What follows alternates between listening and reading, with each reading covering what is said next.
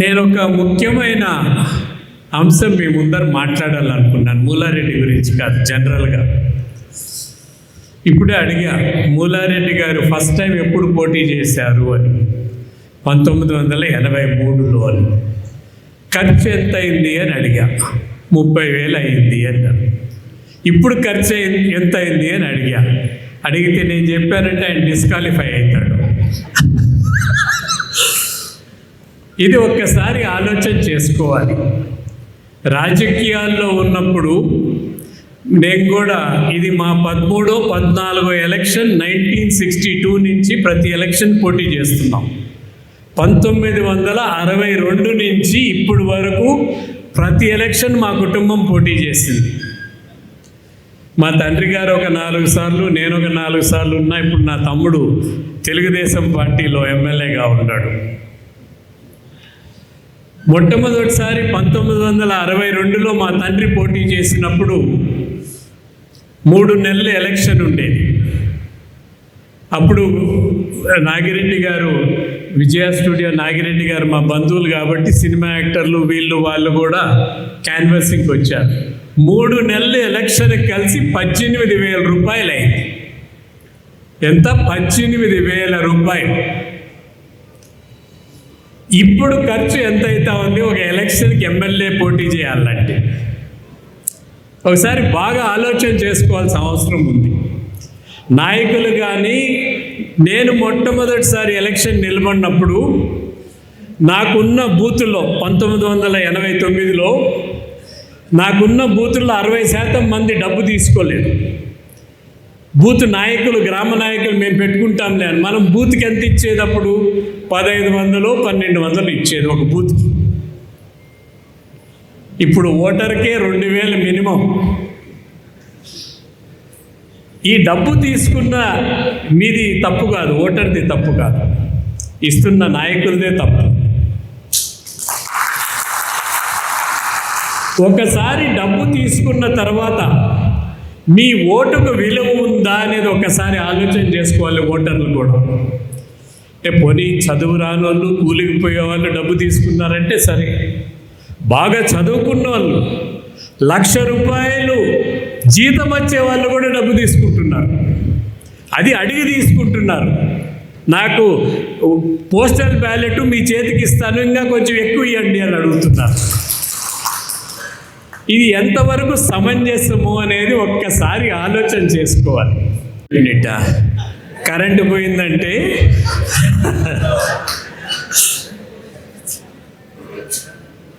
ఎప్పుడు కూడా రాజకీయ నాయకుల్లో విశ్వత ఉండాలి.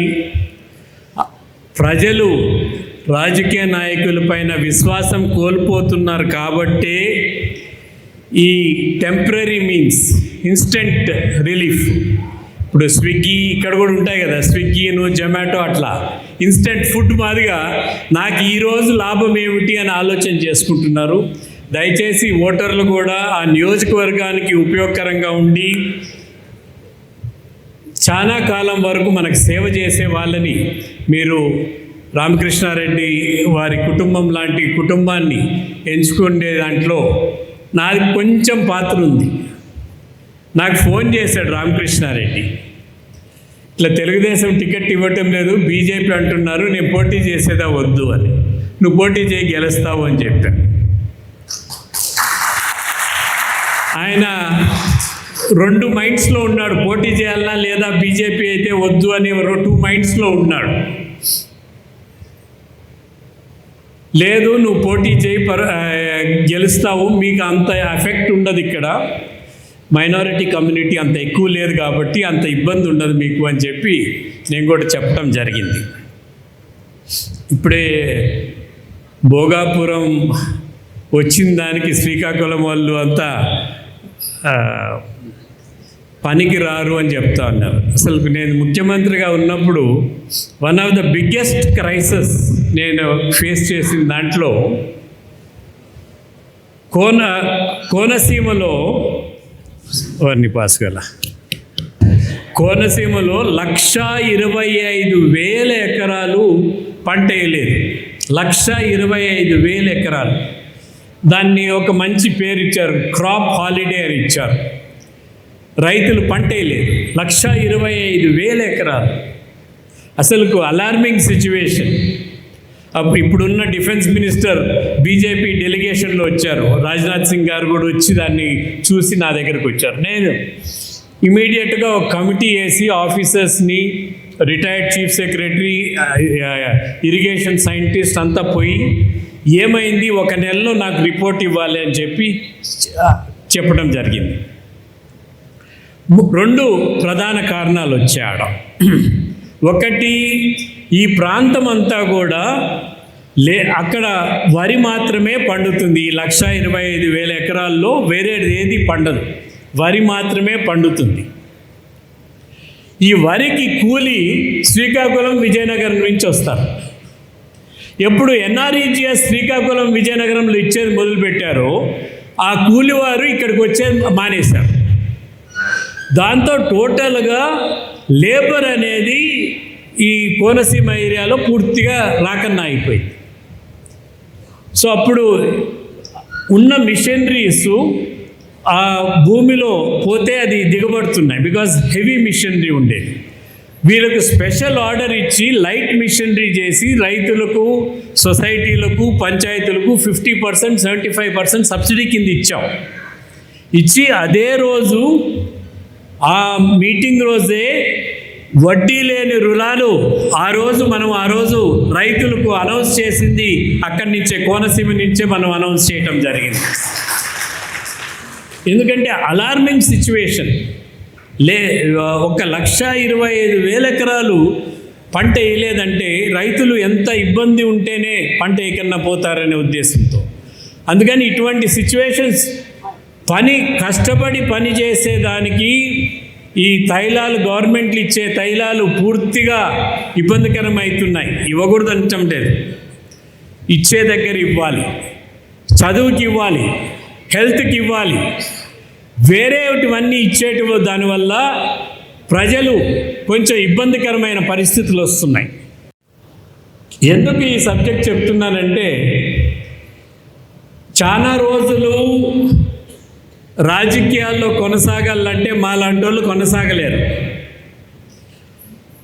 డబ్బన్నా సంపాదించాలా, లేకన్నా అంటే రాజకీయాల నుంచి బయటన్నా పోవాలా. మంచి అభ్యర్థులు, మంచి ఎమ్మెల్యేలు, ఎంపీలు మీకు కావాలంటే వారు డబ్బు సంపాదించేదానికే రాజకీయం రావాలంటే చాలా కష్టం. నేను మొట్టమొదటిసారి ఎమ్మెల్యే అయినప్పుడు ఐ వాజ్ 27, 27 సంవత్సరాలు నాకు. మాకు ఆంధ్ర షుగర్స్ ఆయన కృష్ణబాబు గారు బాగా తెలుసు, మా స్కూల్లో సీనియర్. నాకు నేను అడిగా, మంచి బిజినెస్ చెప్పయ్యా, ఏదన్నా చేద్దాము అని. You're in the best business అన్నాడు. నాకు అర్థం కాల. అంటే రాజకీయమే బెస్ట్ బిజినెస్ అని చెప్పాడు ఆ వ్యక్తి. అదే పరిస్థితి ఈరోజు అయింది. రాజకీయమే ఒక వ్యాపారంగా అయిపోయింది. రాజకీయాల్లో సేవ అనేది పోయింది. ఇప్పుడు మొన్న కర్ణాటకలో ఎవరో చెప్తా ఉండే, బళ్ళారిలో ఒక ఎలక్షన్లో ఒకరేమో 6,000, 7,000 ఇచ్చారంట, ఇంకో ఎవరేమో 10,000 ఇచ్చారు. ఒకరు గెలిచారు, ఒకరు ఓడిపోయారు. 2 ఎలక్షన్ల తర్వాత ఆ క్యాండిడేట్లు ఇద్దరు మాట్లాడుకొని, నువ్వు 2,000, నేను 2,000 ఇస్తాను, ఎవరికన్నా ఓటేసుకొని అని మాట్లాడుకున్నారంట. 100 కోట్ల రూపాయలు ఒక ఎలక్షన్లో ఖర్చు పెట్టి ప్రజాసేవ చేయాలంటే అది ఏ విధంగా సమంజసం అనేది మన సొసైటీ ఆలోచన చేసుకోవాల్సిన అవసరం ఖచ్చితంగా ఉంది. నేను ఎందుకు మూలారెడ్డి గారి వర్ధంతి సందర్భంగా మాట్లాడుతుంటే, ఆయన కూడా ఇప్పుడు 10 సార్లు పోటీ చేశారు. వాళ్ళు 10 సార్లు 6 సార్లు ఎమ్మెల్యేలు అయ్యారు. చాలా రోజులు ఇట్లా కొనసాగలేరు. ఎక్కడో డబ్బు ఖర్చు సంపాదించాలి, ఇటు తెచ్చి పెట్టాలి. ఇక్కడ డబ్బు సంపాదించాలంటే కుదరదు, ప్రజలు ఆశ్రయించుకుంటారు. మీ తండ్రి వాదిగా ఉన్నాడు, నువ్వు ఇక్కడే మా దగ్గరనే డబ్బు సంపాదిస్తావా అని అంటారు. సో బయట సంపాదన చేసి ఇక్కడ వచ్చి రాజకీయంలో పెట్టి మనం రాజకీయాలు చేసుకోవాల్సిన అవసరం ఉంది. సో చాలా కాలం మీకు మంచి నాయకులు దొరికేది కష్టం ఈ విధంగా ఉంటే. ఒకసారి సొసైటీ అంతా కూడా ఆలోచన చేసుకోవాలి. ఇంకోటి నేను గమనించాను, అభివృద్ధికి ఓటుకి సంబంధం లేదు. ఒక నియోజకవర్గంలో నేను పూర్తి బాధ్యతతో, పూర్తి నమ్మకంతో, అనుభవంతో చెప్తున్న మాట. నాకు ఒక ఊరు ఉంది, మంచాలమంద అని, చాలా రిమోట్ ప్లేస్. 9 కిలోమీటర్లు దానికి రోడ్డు ఉండేది లేదు. నేను ఎమ్మెల్యే 89లో అయినా కూడా ఎప్పుడూ ఆ గ్రామానికి నేను 2002 వరకు పోలేదు ఆ గ్రామానికి. ఎందుకంటే 9 కిలోమీటర్లు నడచాలి. ఎప్పుడూ మా తమ్ముడు పోయేవాడు, లేకన్నా అంటే మా పక్కన ఊరు పక్కన మా బంధువులు ఉండేవాళ్ళు, వాళ్ళు చూసుకునేవాళ్ళు. 800 ఓట్లు 900 ఓట్లు ఉంటాయి. నేను పోయేవాళ్ళకి అంతా ఫార్వర్డ్ కమ్యూనిటీనే. ఒకరికి ఇంటిపైన చెత్త లేదు, ఒకరికి ఇల్లు సరిగ్గా లేదు, రోడ్డు లేదు, వారికి ఇరిగేషన్ ఫెసిలిటీస్ ఉన్నా కూడా ఇరిగేషన్ ఫెసిలిటీస్ లేవు. ఇది చూసి 2004లో గవర్నమెంట్ వచ్చిన తర్వాత శ్రద్ధ తీసుకొని అందరికీ ఇండ్లు కట్టించా. 500 ఇండ్లు ఆ ఒక్క గ్రామానికి ఇచ్చా. అది చిన్న గ్రామమే, పెద్ద గ్రామం కాదు. ఒక 1200 ఓట్లు ఉంటాయి. దాన్ని సపరేట్ చేసి మండల్ ప్రెసిడెంట్ కూడా ఆ గ్రామం వాళ్ళకే ఇచ్చాం. ఆ మండలానికి మంచి చెక్ డ్యామ్స్ 2 కట్టించా. వాళ్ళకి ఒక 4000 ఎకరాలు నీళ్ళు వచ్చేట్టుగా చెక్ డ్యామ్స్ కట్టించా. Road 9 biggest road in PMGSY స్టేట్లో 6.5 కోటి రూపాయలు ఆ ఊరికి వేయించా. రోడ్డు వచ్చింది, బస్సు వచ్చింది, ఇండ్లు వచ్చాయి, నీళ్ళు వచ్చాయి పొలాలకి. ముందర ఎలక్షన్లో 300 ఓట్లు నాకు మెజారిటీ వచ్చింది. ఆ ఎలక్షన్లో 30 ఓట్లు మెజారిటీ వచ్చింది.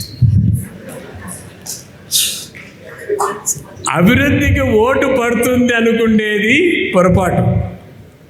మానవ సంబంధాలకు ఓటు పడుతుంది.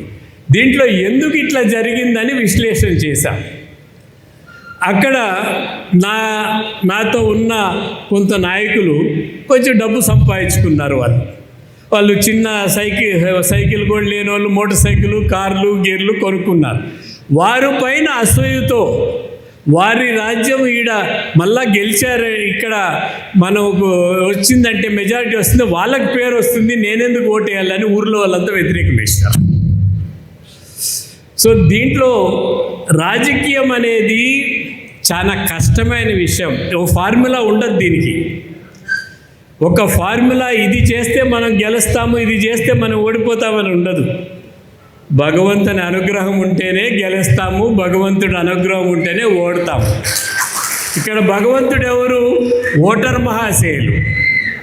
ఓటర్ మహాశయులు తలుచుకుంటే గెలుస్తాము, ఓటర్ మహాశయులు తలుచుకోకన్నా అంటే ఓడిపోతాం. అది పరిస్థితుల్లో 4 రాష్ట్రాల్లో మన రాష్ట్రాల్లో ఇచ్చినట్టు వారికి కూడా తైలాలు ఇస్తే బీహారు, ఒరిస్సా, వెస్ట్ బెంగాలు, ఛత్తీస్గఢ్, ఈ 4 రాష్ట్రాల్లో మనం ఇచ్చినట్టే డబ్బులు ఇస్తూ ఉంటే ఇంకా ఇండియానే కొలాప్స్ అవుతుంది.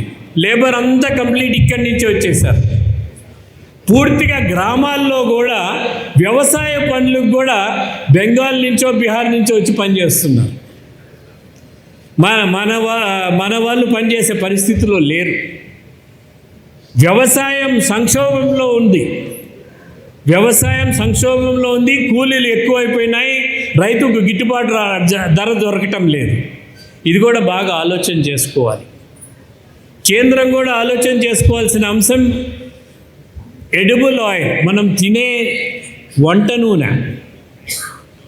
సంవత్సరానికి ఇప్పుడు 1,25,000 కోట్లు ఇంపోర్ట్ చేసుకుంటున్నాం. సంవత్సరానికి 1,25,000 కోట్లు మన దేశంలో పండించలేమా?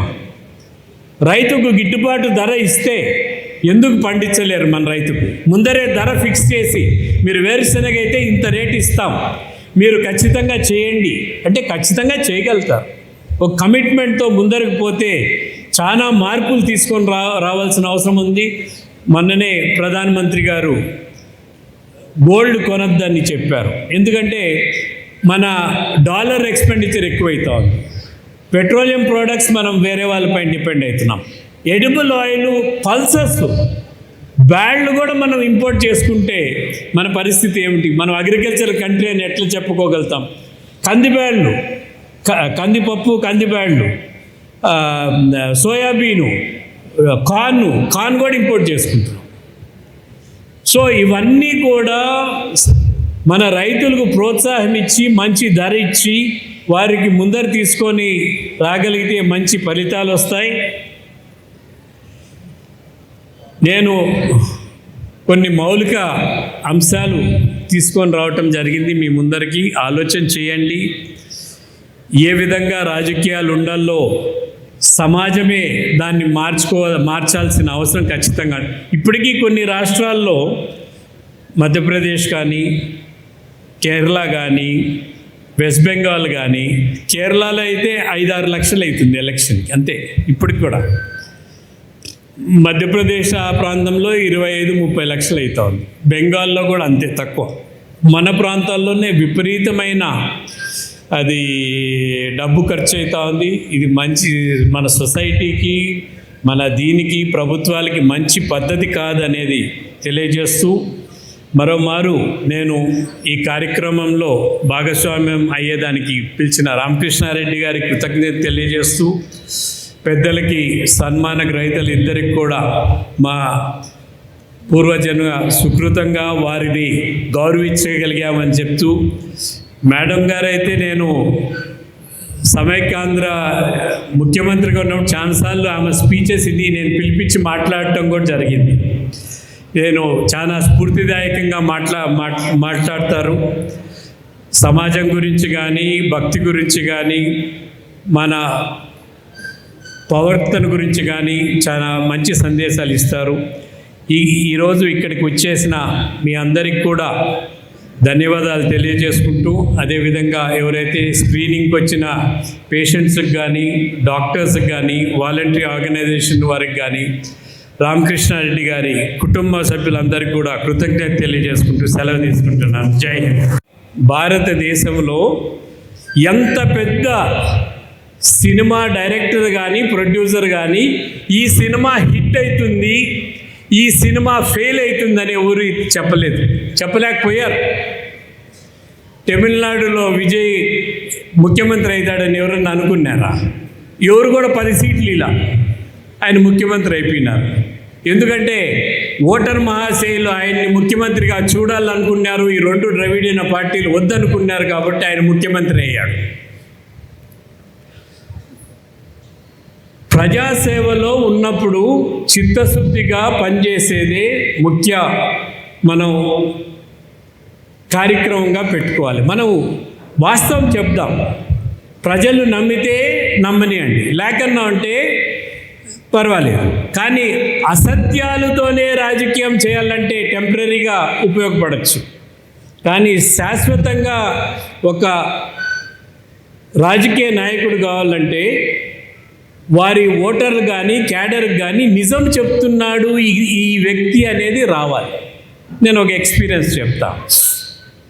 నేను ఫస్ట్ టైం ఎమ్మెల్యే అయినప్పుడు 89లో నేను పబ్లిక్ స్కూల్లో చదువుకున్నాను, హైదరాబాద్లో చదువుకున్నాను.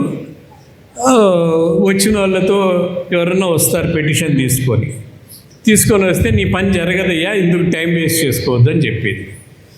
ఈ పని జరుగుతుంది, చేస్తానని చెప్పేది. సో మా తండ్రి దగ్గర ఉండే వారి అనుచరులు కానీ, ఆయనకు స్నేహితులందరూ నా దగ్గరకు వచ్చి, నువ్వు ఇంత స్ట్రైట్ ఫార్వర్డ్గా ఉంటే కష్టము, నువ్వు చెప్పకూడదు ఇట్లా. వాళ్ళు 4-5 సార్లు వచ్చి నాకు తెలుసుకుంటారు. వాళ్ళే ఈ పని జరగకన్నా అంటే వాళ్ళు తిరిగి వాళ్ళు తెలుసుకుంటారు, వాళ్ళు గమ్మునైపోతారు. కానీ నువ్వు ప్రయత్నం చేయలేదనేది రాకూడదు అని నేను చెప్పాను. మా తండ్రి రాజకీయం నాకు తెలీదు, కానీ నేను ఒక వ్యక్తిగా నా మనస్సుకు ఇది జరగదని తెలిసి ఆ వ్యక్తిని నేను నిజం చెప్పకన్నా ఉంటే, ఆయన్ని తిప్పించుకొని పని జరగకన్నా ఉంటే 4 సార్లు 5 సార్లు తిరిగి ఆయన డబ్బు వేస్ట్, ఆయన సమయం వేస్ట్, నా సమయం వేస్ట్, ఇంత హాని జరుగుతుంది. ఇది మంచిది కాదు. నేనైతే స్ట్రైట్ ఫార్వర్డ్గానే ఉంటా.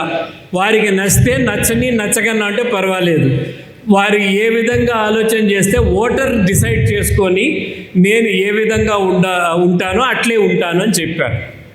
ఈరోజు నా నియోజకవర్గంలో ఎవరన్నా వచ్చి అడిగినారంటే పని జరుగుతుందంటే అన్న చెప్పాడంటే జరిగిపోతుంది అంటారు, లేకన్నా అంటే జరగదని చెప్పేస్తారు. స్ట్రైట్ ఫార్వర్డ్గా ఉండాల్సింది రాజకీయ నాయకులు ఖచ్చితంగా నేర్చుకోవాలి. అసత్యాలు చెప్పకూడదు.